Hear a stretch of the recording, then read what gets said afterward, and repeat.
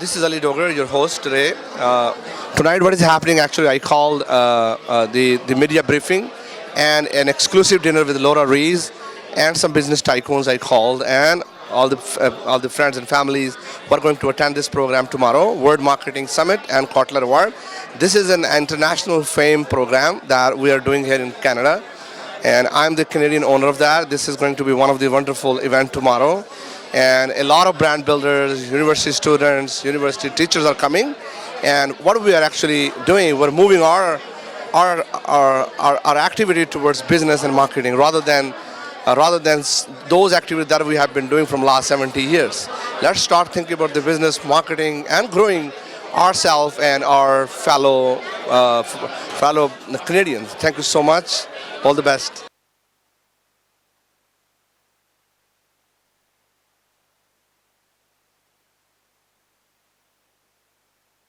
I appreciate the sincere efforts of Ali Dogar, who has organized all this wonderful event. My question to you is, in the age of all this digitalization, when everybody is talking about moving things from the conventional way of marketing towards the digital marketing, and in the space of AI, which is artificial intelligence and virtual reality and all that stuff, where do you see things are going in the next, I would say, 3 to 5 years' time, when we have to go beyond that 4P concept of marketing? Thank you. Things are always changing. I mean, what's amazing about the concept of positioning is that it reoriented how we thought about marketing. It just wasn't communicating out. The real challenge and the real opportunity was what you could do and how you could get into the mind of the consumer.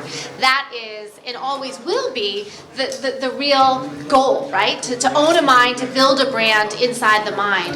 What we've seen in the last 10 to 15 years is this explosion of digital, right? Of first the internet, and now we have smartphones and the ability to have that in your hand, and it's changing everything. It's changing the tactics of marketing, but it hasn't changed the strategy of marketing. The strategy, the same, is still narrow the focus, own an idea in the mind, and most importantly, be first in a new category. What's really exciting, actually, you talk about the conventional, there's the online and offline world. What the online world has offered the opportunity is amazing ways in every category to build a new brand. So we had, traditional pet stores. You had PetSmart, right?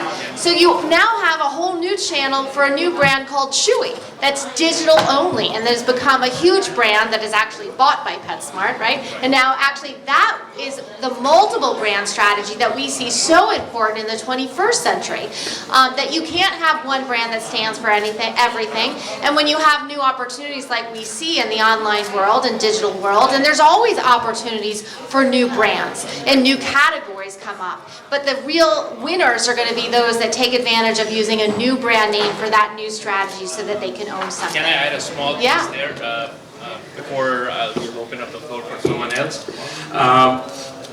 In addition to what you just said about the online stuff, because this is the era where you have a lot of online ratings and online scores. Even if you have to rent a car or you go to a restaurant or anywhere, you go online, you find out, these are the ratings of a store or a restaurant and these many reviews. It's not just the score, you just see how many reviews do you have. What is the role of market research piece when people are talking about insights, big data, and eye tracking thing, pre-post, all that stuff is happening in the world of advertising. So I want you to address that as well, please. Sure. Well, there has been an enormous... Listen, we wrote a book called The Fall of Advertising and the Rise of PR because we felt it was really the word of mouth and then the power that the media and other ways to enhance word of mouth have in building brands.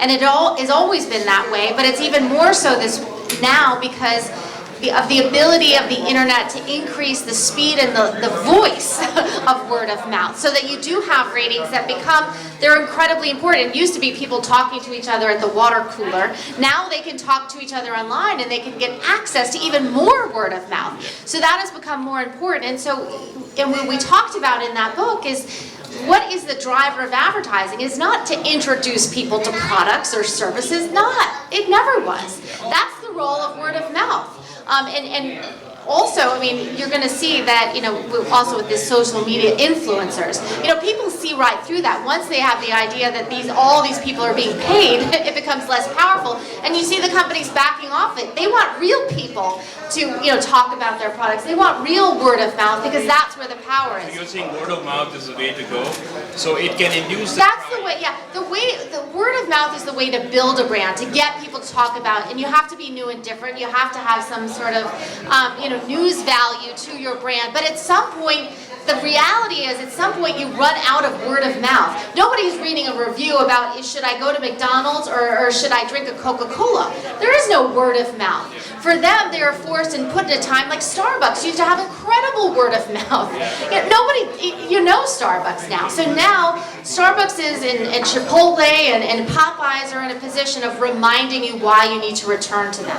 Reminding you, as well as crowning out the competition for other brands. So it's a point of both are necessary, but the role of advertising and marketing in general is not to introduce, it's to remind, is also defend the brand. And to persuade as well. Yeah, well, remind, yeah. Thank you. Next question. So thank you, Laura. You have addressed the marketing question. So first of all, I would like to ask you regarding the corner. So who introduced this corner award? And secondly, that how many jury members in this award, and also the total selection process? Yeah. They don't let me handle that kind of stuff. Well, Kotler Award. It's above my pay grade. Whole journey started. Yeah. If you see Nobel, they have like 5 categories, but they do not have marketing. Marketing is the most important part of everybody. Everybody does marketing. See how many brands are sitting here. Otherwise, we don't need to call Himalaya. We call him man, woman, but we are all brands at the end of the day. So we thought, when everybody needs marketing, in this time of 4th industrial revolution, what we call the digitalization, we need to reach to the people to learn more and more marketing. And that is where we thought, okay, how we can really honor the top marketers in the world, whatever profession they are in. I mean, marketing, it's done by priests all the way to the guys who are mopping the floors, So we thought, let's do something different, and that's where the most prominent name on the planet is the Philip Kotler, You go anywhere in the world, you go to Santiago, you go to Mongolia, you go to Bangladesh, you come to Toronto, he's the most recognized name. So that's where we thought, why don't we launch? We tested 2 markets initially, that was Saudi Arabia and Russia, the most critical markets. And there were very strong acceptance. Then we started spreading across the whole planet, Now slowly and gradually we're taking This is your third venue? No. This is, I think this is the 20th venue. Okay, so I have one more question. Yeah, but let me finish the jury part. So we have the jury, which is international jury. How we reach to that factor that first, the local jury filter out the application when the nomination come out. And then it goes to the international jury. International jury, no one knows. Only one person knows, who is the CEO of the group, and she is standing somewhere in the corner, that lady Sadia. So she only knows who is the international jury members who are taking care of Toronto or Korea or Japan. And then from there, the results only come 2 hours before the actual event. So it's so much filtered, like no one can point a finger of why he got and why she doesn't get it, So we are still maturing it, especially from the Japanese market, Korean, Malaysian, Indonesian, where we have already launched the product. So I would like to add one more thing here. So since you explained about the jury process and all that selection process, but Kotler has also introduced another presidential award. Yes. So there is no jury. And first person who got this award, it was Narendra Modi, the Prime Minister of India. So it was there was a controversy generated, and the opposition leader also actually mocked Narendra Modi about that there was no jury and who got this award. So what you will say about that? No, that is a misconception. There was a complete jury who decided actually. There was 15 board members who decided who would get it. You see, why Modi was selected? It is not Narendra Modi was selected. It was the Prime Minister of 1.5 billion people were selected. And the award was so powerful. After Modi got from us, from Philip Kotler, the Russia, Korea, UAE honored him with the awards, you know. So they were our followers, and we are so proud that the decision was right. And now you know how many people are in the pipeline? There are 6 people who wanted that 2019 Kotler Presidential Award. And this included Pope Francis, Prince Charles, Mahathir, New Zealand Prime Minister, the Prime Minister of Pakistan, and Canadian Prime Minister. And the gentleman standing there, he was pushing me aside. Please, can we have Trudeau? I said, no, we cannot decide this way. It needs its own time. So Laura, it was really now 6, 7 people, and even Abe, the Japanese Prime Minister. But again, the board will decide near the year end who would get it at the end of the day. So we are developing it slowly and gradually. And now we are launching the Philip Kotler Global Leadership Award also. And you never know where it reached in the beginning. So we are trying to promote a product which is really needed in the digital times, you know, when everybody, if they don't do marketing, everybody is getting on AI, you know. Absolutely. So how the jobs, the redundancies, how you face that.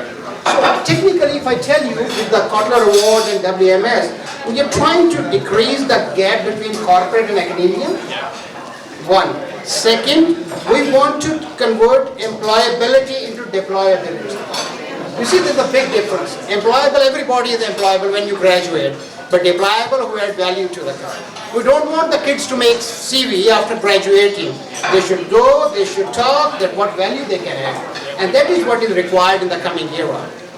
Thank you, Laura. My name is Shams Rahman. I represent PADS Promo Company, which is a promotional product distributor. Okay. So let me ask you a crazy question. If you were to launch a product tomorrow, what new way will you have to launch that product? Any interesting thing? It isn't about launching it, it's about the idea behind it. So once you know you want to be first in a new category. What I don't want to be is second or third. You know, you're not going to launch a new smartphone, right? That's not going to attract any news value. So what it is, you know, can you be new and different or first, or, you know, if you're Popeyes, have a chicken sandwich. I don't know, that seemed to be a very big news item. So yeah, I mean, what the categories, and then you figure out what the opportunity is. For one, you know, one of the key principles is starting narrow. One of the biggest mistakes companies make is going for mass distribution or mass anything. You want to start narrow with a, you know, particular. First of all, don't offer too many flavors. One of the things that Steve Jobs did incredibly well is when he launched it, one phone, right? One phone. What happened after the guy died? They launched a watch in 32 flavors. From cheap, you know, for a couple $100 to $17,000. That's not the way you launch something. You launch it with one. If they had one watch in one color and one size, it probably would have been a much bigger success. But that's the biggest mistake companies do when they launch something. They do it too big, too wide, too fast, with too much money up front. Don't waste your time advertising up front. You've got to grow it. You've got to, you know, grow the word of mouth and figure out how people are going to describe it. And you know, if that's the key. And don't underestimate the power of a good name, of a good visual, of a good slogan along with it. You know, we work with many entrepreneurs and they have great ideas but crazy names. that make launching that product much more challenging. I mean, the simplicity of the idea of Twitter and the Blue Bird, of Instagram and the camera. I mean, those were very narrowly focused, 140 characters, only picture sharing. Yeah, everyone was doing everything. They did the opposite. They did one small thing. Today they're into lots of other things, but they didn't start that way. You start small, that's the way to get big.